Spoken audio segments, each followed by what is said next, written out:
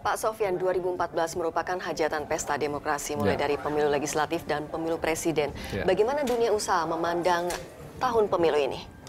Ya, kita tentu memandangnya dengan harapan dan kecemasan juga ya. Karena kita melihat pertama kali kita melihat ini ketidakpastian itu ya. Kalau dulu kan 2009 kita tahu pastilah SBY terpilih lagi kan.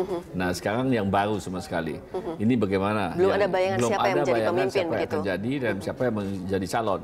So, yang rakyat inginkan seperti Pak Jokowi ternyata belum di-approve sama Ibu Mega misalnya kan.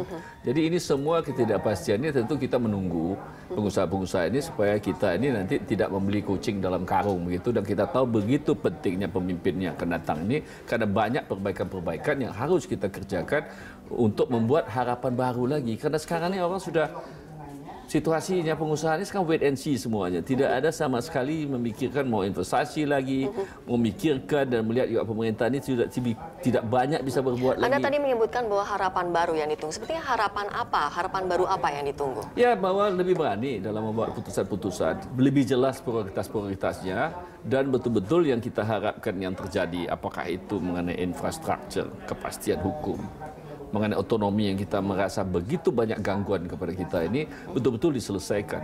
Ya, inilah harapan-harapan kita dan betul-betul kita kembali kepada apa yang menjadi prioritas terhadap bangsa ini untuk membangun ekonomi kita. Karena begitu besarnya masih masalah kemiskinan, masalah pengangguran yang kita sedang hadapi. So ini kalau tidak kita perbaiki, ini juga akan menjadi bumerang buat pengusaha-pengusaha. Kalau mereka yang miskin terus-terusan kan akan marah terus. Dan ini yang menurut kita akan mengganggu sendiri kepastian-kepastian mengenai keamanan dan lain-lain. Dan ini kan kita hadapi masalah-masalah dengan buruh terakhir ini kan. Karena ketika ada kepastian hukum, buruhnya bisa saja menggunakan semaunya saja, mendemo-demo pengusaha, sehingga orang semua takut berinvestasi, terutama di dalam. Dan itu yang membuat dunia karya. usaha begitu cemas, begitu ya Pak Sofyan? Iya, karena ketidakpastiannya, jadi apa yang kita punya masa habis lagi, rusak lagi, seperti kita alami 97-98. Masa kita mesti krisis lagi. Jadi disinilah kita harapkan, karena Indonesia apapun adalah negara feodal. Perlu pemimpin yang diikutin oleh rakyat, sehingga kita semua itu mempunyai harapan baru lagi. Oke, pemimpin seperti apa yang diharapkan oleh dunia usaha? Ya, kita ingin suatu yang ketegasan daripada pemimpin itu. Kita tahu prioritasnya apa, dan dia mempunyai suatu tim yang baik yang bisa membangun bangsa ini dan memperbaiki apa yang sudah salah kita di dalam kita berdemokrasi dan berotonomi. Dan sejauh ini negara ini belum punya? Punya, tapi nggak jalan.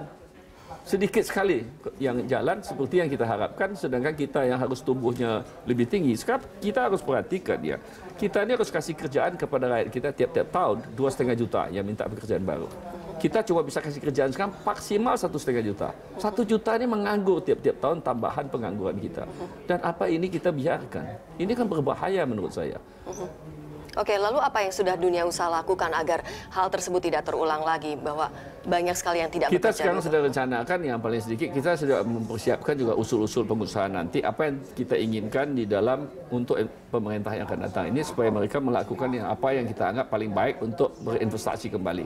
Jadi kita cuma melakukan yang maksimal yang kita bisa lakukan, terutama untuk memberikan masukan-masukan kepada pemerintah baru ini, apa yang terbaik buat mereka, sehingga kita mau berinvestasi lagi. Lebih dari itu nggak ada yang kita harapkan. Oke, kita balik lagi ke pemilu. Menurut Anda, pemilu kali ini dibandingkan pemilu-pemilu tahun sebelumnya, seperti apa Anda memandangnya?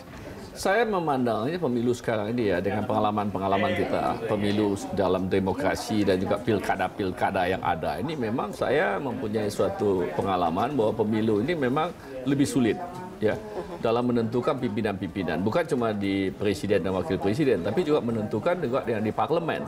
Jadi semua ini tidak boleh salah lagi, dan kita betul-betul ingin memilih yang terbaik lah yang ada di bangsa kita ini. Jangan lagi kita memilih orang-orang yang cuma ngerti politik tapi tidak ngerti bagaimana membangun bangsa ini. Apakah Anda sudah menentukan siapa yang Anda akan pilih? Saya sampai sekarang kita belum tentukan karena banyak ketidakpastian masih. Kan kita sudah pasti misalnya calon Golkar kita tahu Pak Abu Rizal Bakri, Gerindra kita tahu beberapa, tapi kan beberapa banyak yang kita tidak tahu tuh. Yang populer di rakyat tapi tidak punya keretanya dan tidak punya kendaraannya. Jadi kita menunggu sajalah sampai ada kepastian itu. Oke, jadi Anda masih menunggu dari ketidakpastian ini. Betul, siapa yang akan kita menjadi pemimpin yang lebih ingin baik. ada kepastian, setelah itu baru kita memilih. Baik, terima kasih Pak Sofyan Wanandi, Ketua Umum Asosiasi Pengusaha Indonesia. Ya, terima kasih. Saya Rima Safira untuk Let's Vote.